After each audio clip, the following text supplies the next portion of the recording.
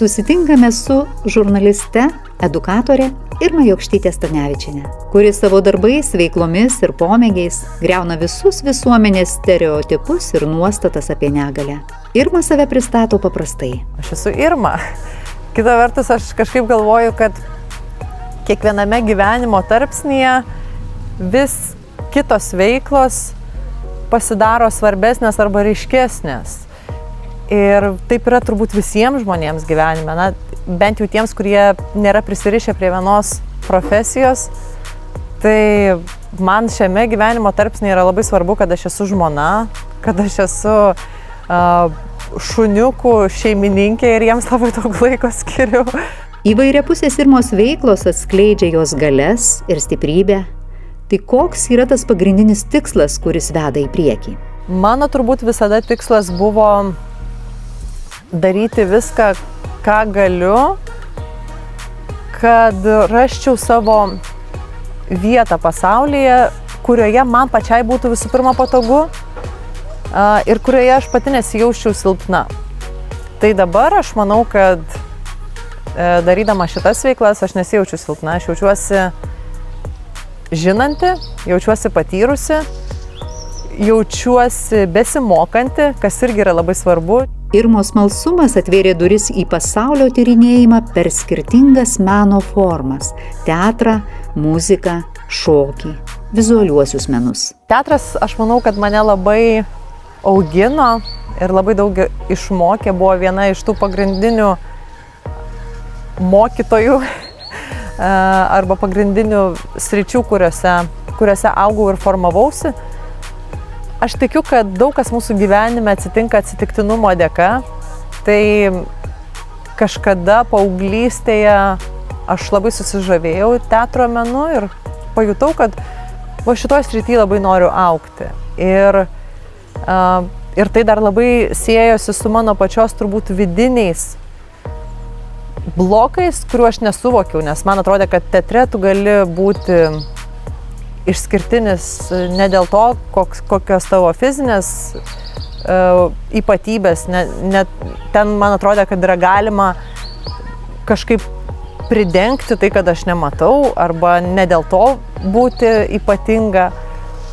Ir per visus tos ieškojimus aš tik tai po daug metų pakankamai supratau, man atrodo, kad po daug metų, kiti gali pasakyti, kad 10 metų visiškai nedidelis laikas žmogaus gyvenime, tai man atrodo, kad tada aš supratau, kad tai, ko aš siekiu teatre, yra nepasiekiama ir kad aš labai stoviu vietoj, kai bandau save paneigti, kai bandau iš savęs padaryti kažkokį kitą vaidmenį, sukurti kažkokį kitą personažą ir tada aš supratau, kad man visiškai to nereikia daryti. Man tą padėjo suprasti mano draugė režisierė Karolina Žernytė. Kita mano draugė režisierė Erika Stankevičiūtė, aš manau, kad kai jos bandė scenoje mokyti mane neslėpti to, kas aš esu, kaip tik tai atskleisti, kaip tik remtis į tai, į savo išskirtinumą kažkokį, aš tada radau visų pirma taiką su savim, visų antra turbūt ir su pačia aplinka. Teatras buvo pradžia, į kurią aš atsiremiau, ir kurioje aš atradau kryptį, kur man reikia eiti, link ko artėti. Aišku, nežinau, ar užtenka viso gyvenimo, kad link to priartėtum, bet bent jau kryptį tikrai radau teatre. Nuoširdų dialogą su žiūrovais Irma kuria režisierės Karolinos Žernytės spektaklyje Supergalios. Spektaklis Supergalios yra iš tikrųjų asmeninis pasakojimas apie asmeninės patirtis, tai yra pokalbis apie tai, kas aš esu. Ir tame pokalbį dalyvauju ne aš viena, bet dar ir kitos dvi mano kolegės, tai mes kalbamės visos trys apie tai, kas mes esam. Ir man pačiai buvo iš pradžių keista, kaip galima teatre nevaidinti. Ir tai yra tikrai labai mažai vaidybos. Aišku, kita vertus, tos vaidybos vis tiek yra. Todėl, kad tame pasakojime aš pasakoju apie Irmą, kuri buvo...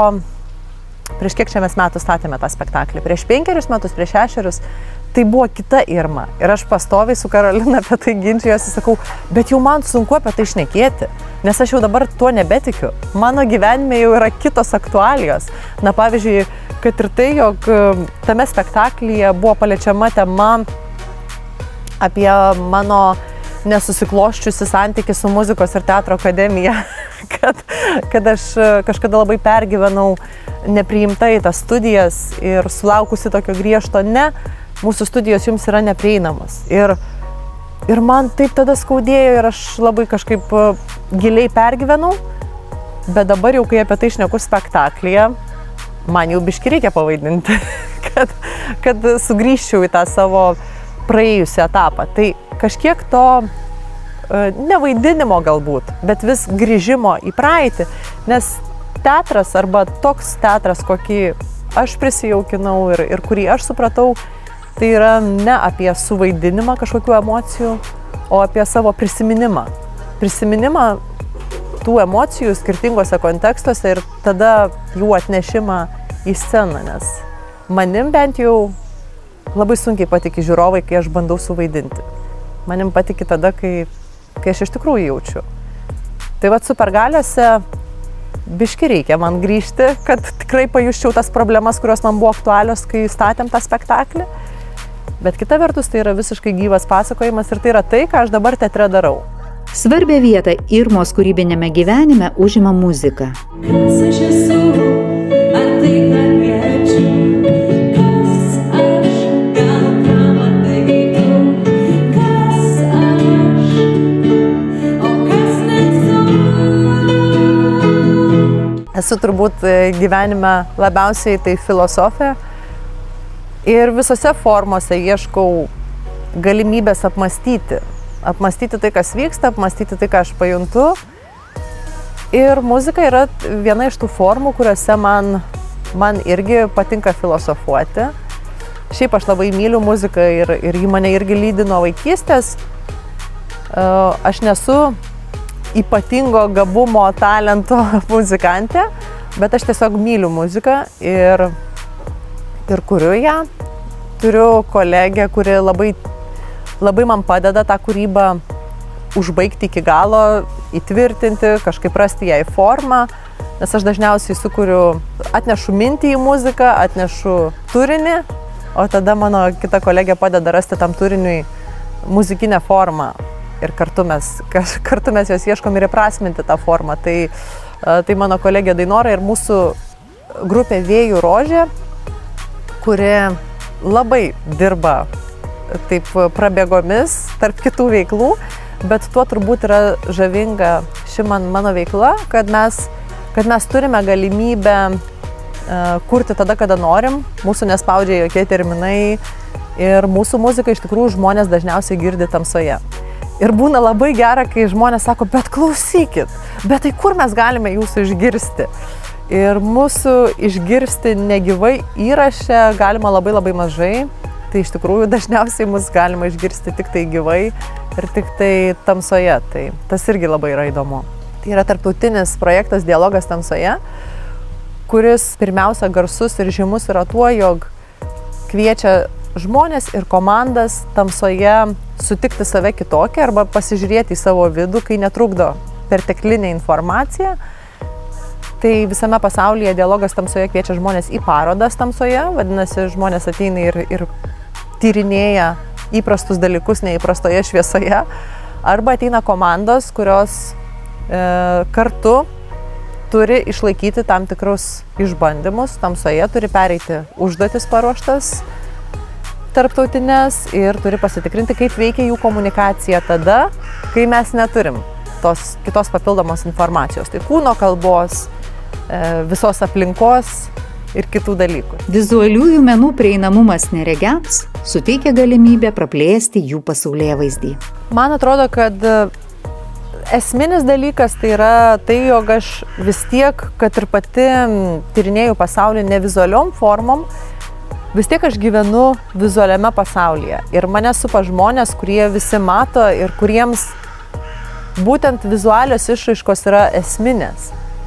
Tai mane visada skatina pažinti pažinti tas formas, pažinti tas išraiškas, kurios kitiem daro įspūdį, nes taip aš galiu lengviau susikalbėti. Pavyzdžiui, daug dalykų savo gyvenime aš turiu daryti, tokių, kurie man yra mažai suprantami, bet tai yra tarsi sutartinė kalba, kurią turiu kalbėti, jeigu noriu būti išgirsta arba jeigu noriu būti suprasta teisingai. Tai yra, pavyzdžiui, kad ir ta pati apranga.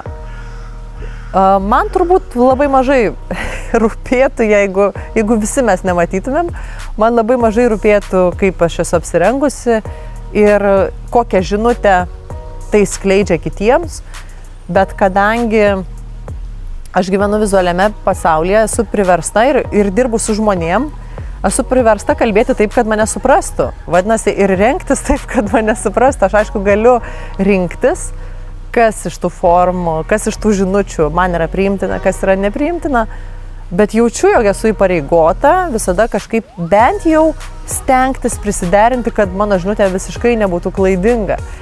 Tai lygiai taip pat ir su menu. Man yra beprotiškai įdomus tie žodžiai. Pirmas planas, antras planas, saulėtekis, saulėlydis, pašvaistė, migla, rūkas. Tai yra tos formos ir tie terminai, kurie man daro mažai įspūdžio tiesioginio, bet aišku, girdėdama mene, poezijoje, girdėdama visose kitose meno formose tuos žodžius ir ne tik meno formose, tiesiog kai žmonės reiškia apie pasaulį, ką nors, aš suprantu, kad man yra svarbu bent jau suprasti, apie ką yra tie žodžiai, apie ką šitos savokos ir aš tą galiu suprasti tyrinėdama meną. Tai skulptūra, kiti meno pritaikomumo kažkokie momentai, kurie gali atskleisti, parodyti, kas tai yra. Gali bent užvesti ant kelio, apie ką mes kalbam, kai sakome pirmas planas, antrame plane matosi, stambių planų, mažų planų. tai tą labai įdomu yra tyrinėti ir tai tiesiog kaip ir daug dalykų įdomių man pasaulyje. Irma labai mėgsta keliones ir nebijo keliauti viena. O kelionės iššūkiai ją užgrūdina ir išlaisvina. Kiekviena jos kelionė griauna nusistovėjusią visuomenės nuomonę, kodėl neregiai keliauja, jeigu vis tiek nemato. Klaidinga yra manyti, kad nematantis žmogus tai jau jaučia tikrai kitaip. Jis ir myli dėl kitų priežasčių, tai ir keliauja turbūt dėl kitų priežasčių. Jam gražu yra kiti dalykai. Aš manau, kad čia yra didžioji klaida mąstymo. Ne galvoti, kodėl nematantis žmogus keliauja, o galvoti, kad jo priežastis keliavimo yra visiškai kitokios negu matančio žmogaus. Tai yra toks dalykas. Kita vertus, man visada patiko pažinti tai, ko negali pajusti mūsų kraštuose, pažinti karštį, pažinti kalnus, pažinti dykumą, pabūti tuose miestuose, kuriuose ta minia yra tokia tiršta, kad net ir nematydamas tu gali joje išnykti. Nes pas mus Lietuvoje vis tiek pakankamai mažai tų žmonių ir tuo laiku dar, kai aš aktyviai keliaudavau, nes dabar aš tiek daug nebekeliauju viena, tai tuo metu tikrai mano nematymas buvo labai ryškus ir labai išsiskiriantis aplinkoje. O nuvykus į kokį nors didesnį miestą, kaip pavyzdžiui į Delį, tai į Kairą aš išnykdavau. Ten tiek daug žmonių, spalvų, šviesų, kad aš net pati, aš galvodavau, net esu pajutusi tokį jausmą, kad galiu daryti, ką noriu, atsisėsti vidury gatvės ant žemės ir sėdėti ir niekam tai netrodys keista arba neįprasta. Ir tada tokia laisvė ateina į suvokimą ir tik tokiose vietose turbūt pajunti, kad tas mūsų laikinumas ir labai daug, ne tik tai labai daug atima, bet labai daug ir dovanoja. Tai kažkaip aš keliaudavau patirti tai, dažnai žmonės stabdo arba manęs paklausia, aš keliausiu, kai turėsiu tiek ir tiek pinigų atsargoj, kai sukaupsiu kažką, kai dar kažkas atsitiks, žodžiu, labai daug sąlygų turi įvykti. Aš kažkaip tų sąlygų niekada neturėjau. Aš, jeigu pavyksta rasti laiko ir yra už ką nusipirkti bilietą, tu gali iškeliauti ir tuščiom kišenėm. Tai aš galėdavau, man tai nebuvo sudėtinga. Ir aš manau, kad labai daug išmokau tose kelionėse visų pirma priimti kitą, kitaip mąstantį, kitaip gyvenantį. Tai irgi buvo mano pamokos. Ir jos man labai padėjo patikėti savim, todėl kad iš tikrųjų keliaujant, susipažįstant su tais kitais žmonėmis, kurie gyvena kitoj realybėj, tiesiog kitaip pajunti pasaulį. Ir to neįmanoma perteikti žmogui, kuris nedrįsta keliauti. Ir kuris laukia, kad dar susidėliotų šimtai sąlygų, kuriuose tas keliavimas būtų įmanomas. Ir dar kitas dalykas, kad kaip tu nebijai, tai aišku, čia irgi labai dažnas klausimas, kaip nebijai. Tai šito klausimo aš tikrai nesuprantu, nes aš nežinau, ko galima bijoti. Žmogaus bijoti, žmogaus žiaurumo, žmogaus nenuspėjamumo. Manau, kad reikia ne tik kelionėse. Mes niekas nuo to nesam apsaugoti. Bet jeigu tu eini su žmonėm kalbėtis, jeigu tu eini susitikti, tai kažkaip, nežinau, ta baimė, jinai tikrai nėra pirmame plane. Tai aš netiek daug keliavau, aš žinoma, kad keliavau po Europą, turbūt jau mažai, kur esu nebuvusi Europoje, keliavau po Turkiją, Egiptą, Bahreiną šiek tiek aplankiau, tiek daug nepakeliavau. Indijoje irgi aplankiau kokias 4 valstijas, kas yra visiškas lašas jūrai. Tai man netrodo, kad aš daug nukeliavau, bet man atrodo, kad pakeliavau pakankamai, kad suprasčiau to dalyko skonį ir kad norėčiau dar tai patirti. Na kągi, einu į kažkokį tai paplūdimį, žmonės pasakė man kur eiti. Tai bandau naudotis nuorodomis. Galite apžiūrėti. Oi, sorry. Nesijaučiu saugiai. Visiškai nesijaučiu saugiai čia. O išėjau viena. Svarbiausia nepamesti paso ir telefono. Ir savo galvos. Kelionė Egipte ne tik leido patirti daug nuotykių, bet ir privertė išgyventi sunkiausią iššūkį.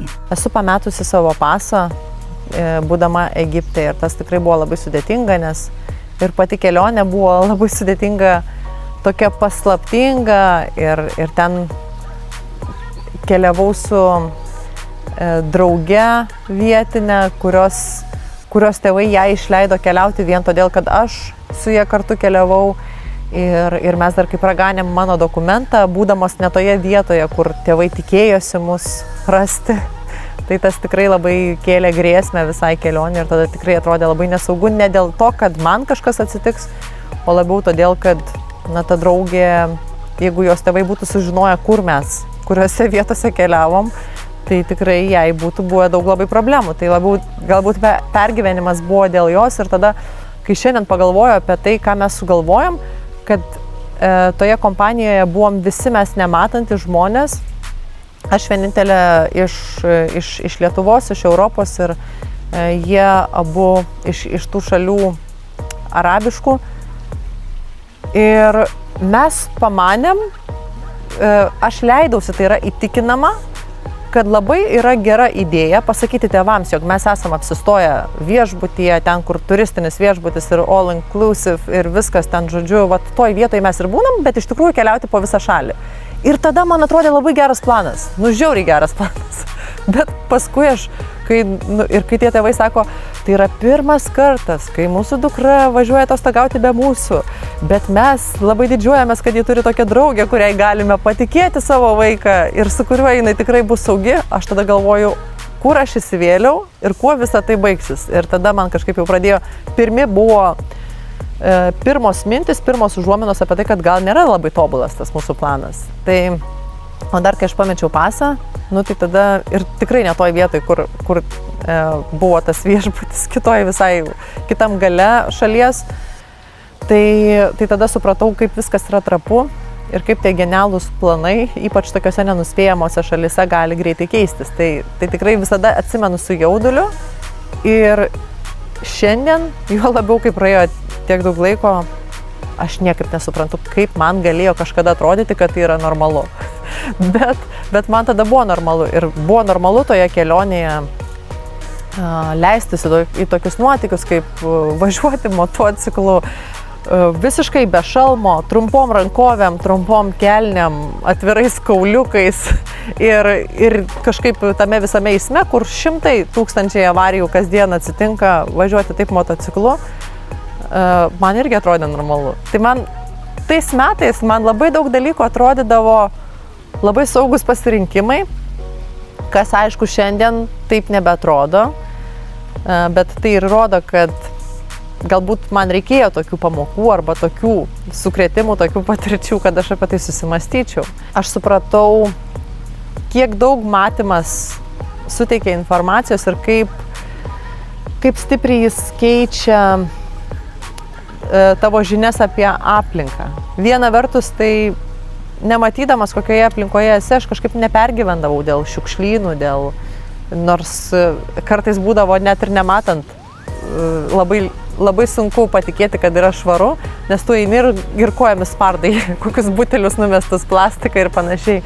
Tai tas visada pajuntama kažkaip, bet vis tiek nematai viso to siaubo ir netrukdo tau pažinti. Pavyzdžiui, aš galėdavau prisėsti, pabūti tokiose vietose, kuriuose kaip parodydavau vaizdus. Kiti sakydavo, Irma, jeigu tu matytum, tai ten jau tikrai taip atsipalaidavus nesėdėtum tarp tų vyrų. Žodžiu, tokie dalykai priverčia nusišypsoti, bet aišku, aš keliavau tais laikais, kai buvo kur kas mažiau priemonių, kurios apie aplinką gali papasakoti. Tai dabar jau jų yra dar daugiau, nors jau ir tada naudojausi ir žemėlapiais, ir užsisakinėdavau nakvynės vietas online, tai taip pat buvo prieinami visi pavėžėjų platformos kaip Uber ir panašiai. Tai jau tada technologijos mane įgalino labai daug dalykų padaryti. Bet šiandien jų yra dar daugiau. Ir kai mes turime ir akinius, kurie realiu metu gali sakyti informaciją, dirbtinis intelektas padeda, tai tada dabar visai mielai gal irgi leiščiausi kokią tokią panašią kelionę. Keliaujant atvira širdimi ir labai norint, atrodo, kad galima įveikti visus net ir ekstremaliausius sunkumus. Tai kas Irmai yra ekstremalu? Man ekstremalu yra situacija, kurioje prabyla tavo išgyvenimo instinktas. Tai aišku, daug tų situacijų būna, kai jis prabyla, tikrai ir aš pati esu. Kartais žmonės, jie labai klaidingai pamano, kad jeigu aš išdrįsau tą padaryti, tai vadinasi, mano išgyvenimo gal instinktas arba kažkokia savisauga yra mažesnė, bet ji yra tikrai stipri ir aš tikrai jaučiu kartais baimę, bet taip pat aš jaučiu smalsumą ir visada esu dilemoje, ar šį kartą pasirinkti bijoti, ar vis dėlto žengti žingsnį ir kažką sužinoti. Čia lygiai taip pat buvo, kai sėdėjau ambasadoje palikta, man sakė, reikės 2 valandas palaukti, kol man parašys leidimą dokumento kelionės pakaitalo. Ir aš galvoju, 2 valandas sėdėti, reikia man eiti į gatvę. Ir mano draugai, tie arabai, jie sako, bet kaip tu galėjai tokią nesąmonę sugalvoti, kad tau reikia eiti į gatvę, kur čia yra labai baisu, eismas yra nežmoniškas, žmonės nepažįstami, šaligatvių nėra. Bet sakau, bet palaukit, aš rašau knygą. Tai kaip aš ją parašysiu, jeigu aš sėdėsiu viduje ir lauksiu kažko? Man yra nemalonu eiti per gatvę, kur mašinos važiuoja bet kur ir kur nėra šaligatvių. Man tikrai nėra faina ir man tikrai būna baisu, kai pravažiuoja taip arti kažkas, kad net atrodo pajudina tavo plačių kelnių kraštą. Bet, sustoji, pakvepuoji, eini toliau tada į priekį. Ir kažkaip visada Aš visada pasitikiu tomis jėgomis, kurios mane saugo ir visada sakau, kad jeigu mane sukūrė tokia, jeigu manęs tokios reikia šitoje aplinkoje, tai aš esu garantuota, kad yra įmanoma nueiti tą kelią su tokiom priemonėm, kaip aš turiu. Tai kartais baimė gali tikrai sustabdyti. Tai aš stengiuosi kažkaip racionaliai viską žiūrėti, aš stengiuosi sąmoningai savęs nestatyti į tokią situaciją, kur, na, pavyzdžiui, naktį vaikščioti kokioje nors stotyje nesaugioje, taip, aš to galbūt privengčiau, bet dieną, nedarant nieko aplinkiniams blogo, vaikščioti, tyrinėti, susipažinti, tai man netrodo labai baisu. Tai ekstremalu, aš manau, yra visada tas tavo pokalbis baimės ir smalsumo. Ir kompromisas, kurį tu priimi šitam pokalbiui esant. Aplankius daug pasaulio miestų ir gyvenus ne viename, vis dėlto širdyje visada yra vienintelis miestas. Į Kauną, kai atvažiuoju, man visada būna gera. Ir kažkaip Kaune, aš atsimenu tą savo įspūdį, kai buvau maža ir mane atsivežė mama į Kauną ir ruošėmės eiti į mokyklą. Aš nežinau, kad yra tokie dalykai kaip troleibusas, kuris važiuoja, praneša stoteles, žmonės tvarkingai lipa eilėmis, išlipa.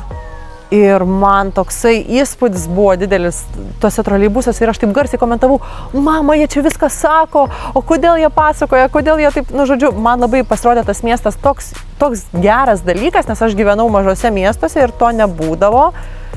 Kažkaip daugiau dviračiais važinėdavo, mažiau tų mašinų, o mieste visko tiek daug ir tas pojūtis minios, tai man buvo labai didelis įspūdis ir man labai patiko miesto ritmas. Aš manau, kad aš jį įsimylėjau, nes 5 ryto visada pradėdavo važiuoti troleibusai. Ir man būdavo toks fainas dalykas, kad tu žinai tiksliai, kiek yra valandų, pradėjo važiuoti pirmi troleibusai. Tai vat Kaune aš pajutau tą meilę miestui ir manau, kad iki šiol tos nostalgijos daugiausiai yra, kai kalbu apie Kauną.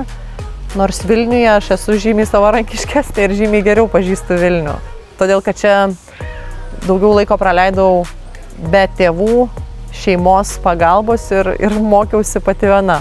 Visomis savo veiklomis, pomėgiais, kelionėmis, žurnalistiniu darbu sociokultūrinėje radijo laidoje Aklas pasimatymas Irma keičia ir formuoja sveiką visuomenės požiūrį į negalią. Svarbiausia priminti žmonėms neskubėti. Ir tas neskubėti yra daug, kur visų pirma neskubėti darytis kažkokių išvadų apie tai, ką matai, ką jauti. Neskubėti tol, kol nepažinai. Nes susipažinimas tai yra, pirmas žingsnis kažko išmokti.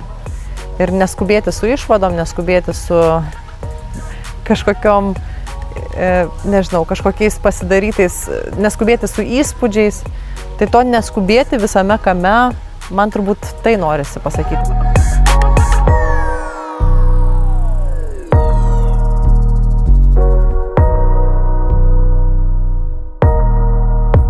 Projektą Susitikimai iš dalies finansuoja Medijų rėmimo fondas.